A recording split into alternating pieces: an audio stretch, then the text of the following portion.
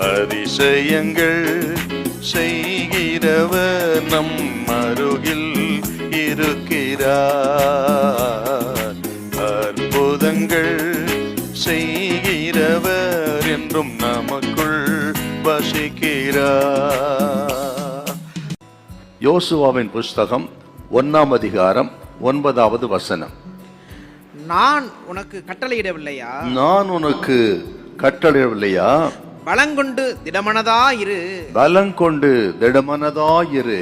திகையாதே கலங்காதே. திகையாதே கலங்காதே. நீ போகும் இடமெல்லாம் உன் தேவனாகிய கர்த்தர். நீ போகும் இடமெல்லாம் உன் தேவனாகிய கர்த்தர் உன்னோடு இருக்கிறார் என்றார். உன்னோடு இருக்கிறார் என்றார்.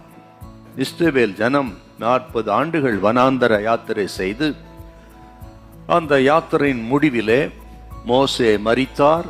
மோசேயின் ஸ்தானத்திலே கர்த்தர் யோசுவாவை ஏற்படுத்தினார்.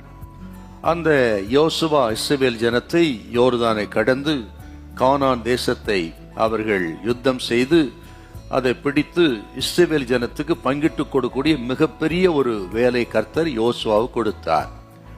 ஆக அப்படிப்பட்ட ஒரு சூழ்நிலையிலே தான் ஆண்டவர் யோசுவாவை பார்த்து சொன்ன ஒரு மிக முக்கியமான வார்த்தை, பலம் கொண்டு திடமனதாயிரு என்று யோசுவாவை பலப்படுத்தி சொன்ன அருமையான ஒரு வார்த்தை.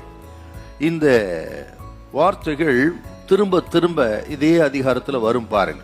1ஆம் அதிகாரம் 6வது வசனம், 1:7, இப்போ வாசிக்க கேட்ட 1:9.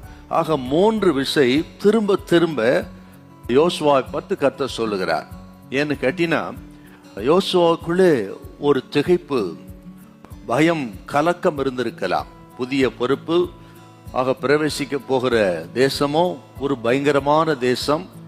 ஆக இந்த தலைமுறை இஸ்ரவேல் ஜனம் இருக்கிற புதிய தலைமுறை, ஆக எப்படி அவர்களை கொண்டு போய் சேர்த்து தேசத்தை பங்கிட்டு கொடுப்பது என்கிற மிகப்பெரிய ஒரு கேள்வி அவருக்குள்ள இருந்ததுனால அவருக்குள்ள திகைப்பு, பயம், கலக்கம் இருந்திருக்கலாம்.